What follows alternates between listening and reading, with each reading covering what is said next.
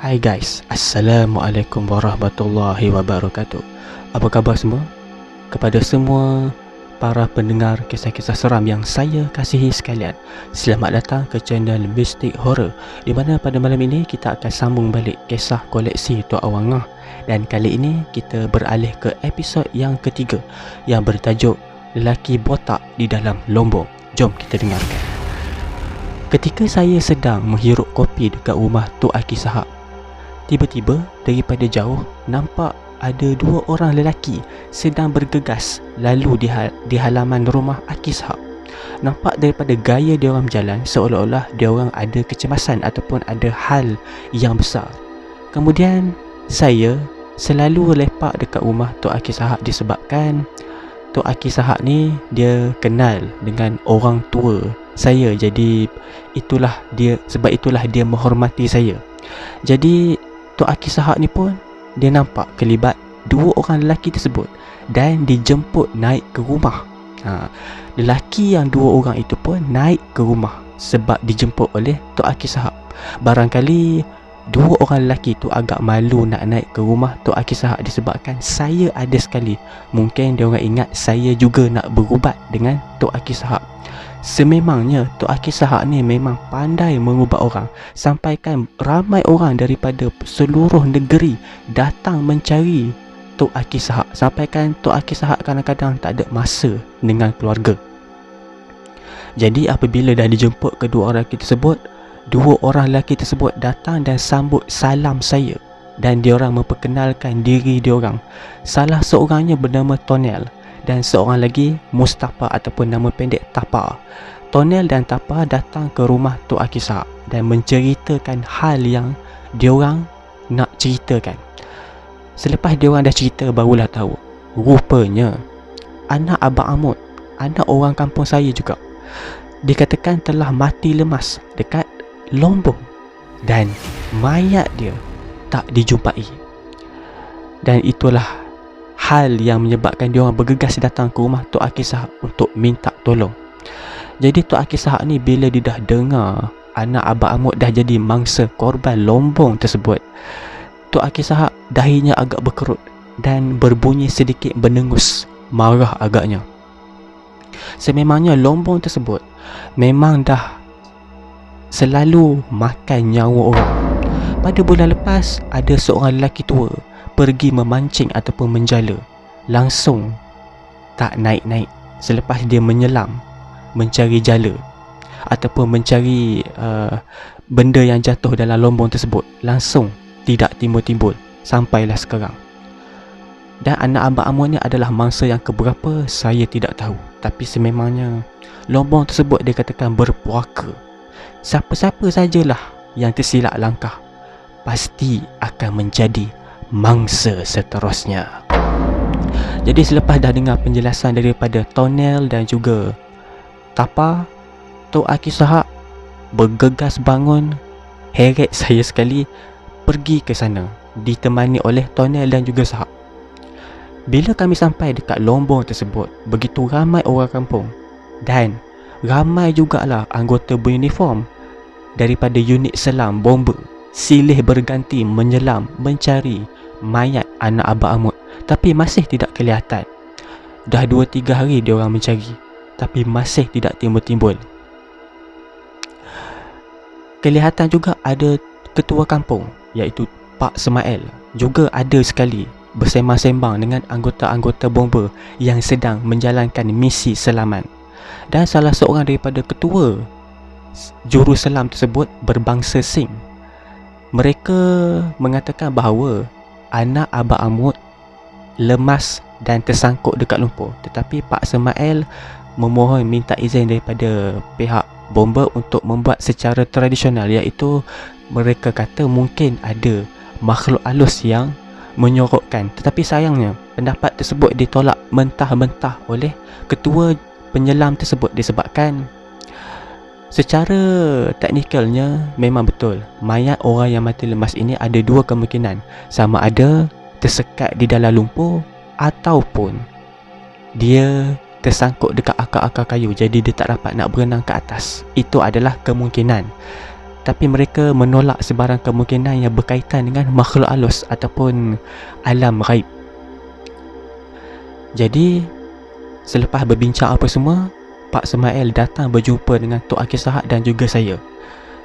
Pak Semail meminta saya dan juga Tok Akil Sahak mencari menggunakan cara kami sendiri, iaitu menggunakan teknik tidur, mengeluarkan roh saya daripada badan dan mencari di sebalik alam ghaib.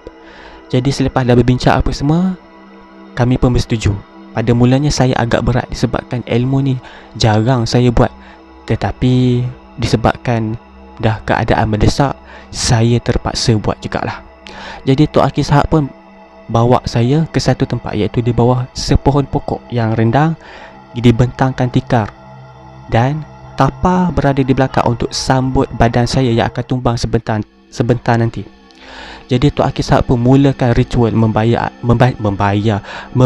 ayat-ayat suci Al-Quran dan menghembuskan kepada saya, dan seterusnya saya terus hilang kesedaran diri ataupun terus pitam, dan akhirnya saya dah menjadi roh yang berkeliaran daripada badan. Semasa saya dah menjadi roh, saya diperintahkan untuk mencari di dalam lombong tersebut. Jadi saya pun pergilah meneroka ke dalam lombong tersebut. Memang dalam lombong tersebut, cari punya cari, akhirnya jumpa juga. Di dasar laut, saya nampak ada makhluk lelaki berbadan tegak dan sadok, berkepala botak, sedang membuai ataupun sedang mendodoi jenazah anak Abah Amut. Jadi saya pun pergi menghampiri makhluk tersebut. Semakin saya hampir dengan makhluk tersebut, tiba-tiba makhluk tersebut memandang dengan begitu cepat, begitu tajam pandangannya terhadap saya. Mungkin dia rasa terancam disebabkan kehadiran saya. Jadi saya pun melaungkan amaran supaya dia lepaskan anak Abang Amut daripada cengkamannya. Tetapi sayang, makhluk tersebut langsung tidak memberi respon, malah membuat degil, tidak ingin melepaskan anak Abang Amut yang diriba dia. Jadi saya pun mulakan dengan kalimat a'udzubillahi minasyaitonirrajim. Maka bertalu-talu panah yang seperti api kena kepada badan makhluk tersebut, dan makhluk tersebut meraung kesakitan. Jadi makhluk tersebut bertambah marah disebabkan saya dah mulakan serangan yang pertama. Disebabkan saya dah cuba minta secara baik, tetapi makhluk tersebut enggan untuk melepaskan anak Abang Amut daripada cengkaman dia. Jadi makhluk tersebut dengan begitu marah, dia membalas balik serangan saya dengan melemparkan rantai besi. Saya mengelak, tetapi sayangnya kepala saya terkena rantai besi tersebut. Jadi saya balas balik dengan ayat lanarjumannakum walayamassannakum minna azabun alim. Saya hembus pula, bertalu-talu api datang daripada pelbagai arah, kena kepada makhluk tersebut, meraung-raung kesakitan sambil merayu supaya saya hentikan serangan tersebut. Tapi ingat, ini adalah tipu daya syaitan. Dia cuba untuk mengawal emosi kita, iaitu membuatkan kita kasihan kepada dia, dan dia akan ambil kesempatan di atas kebaikan kita. Oleh itu, jangan cepat terpedaya dengan rayuan syaitan dan iblis. Jadi saya teruskan serangan. Kami pun berbalas serangan selama 30 minit. Selama 30 minit itulah kami bertarung, kami beradu tenaga. Dan akhirnya selepas 30 minit ataupun selepas setengah jam kami bertarung, makhluk halus tersebut keletihan dan sakit, dan akhirnya dia bersetuju untuk melepaskan anak Abang Amut ke darat. Sejurus selepas itu, Tok Akil Sahak memerintahkan saya supaya kembali cepat ke dalam badan saya. Selepas dah settle apa semua, saya pun kembali ke jasad saya yang berada di alam nyata.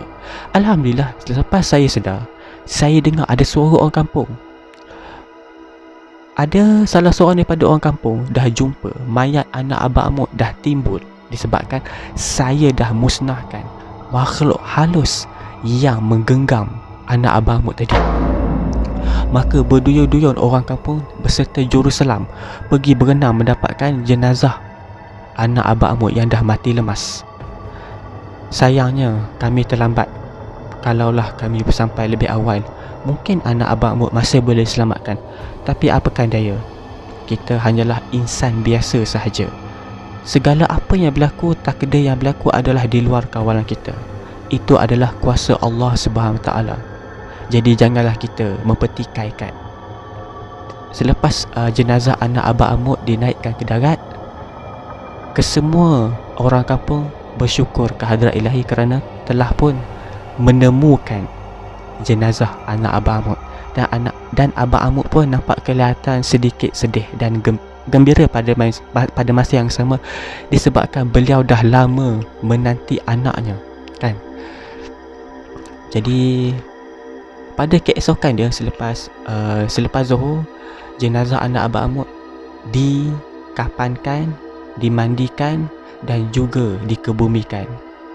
Itulah dia kisah kita pada malam ini. Kisah daripada koleksi Tok Awang Ngah bertajuk Lelaki Botak di Dalam Lombong. Terima kasih kepada anda semua yang menonton ataupun yang mendengar channel Mistik Horror. Saya ingin mengucapkan ribuan terima kasih banyak-banyak kepada anda yang subscribe channel saya. Terima kasih banyak-banyak. Semoga Allah merahmati anda sekalian. Dan kepada yang masih belum, silalah like, share dan subscribe. Mudah-mudahan kita semua akan dapat manfaatnya. Okey, Assalamualaikum.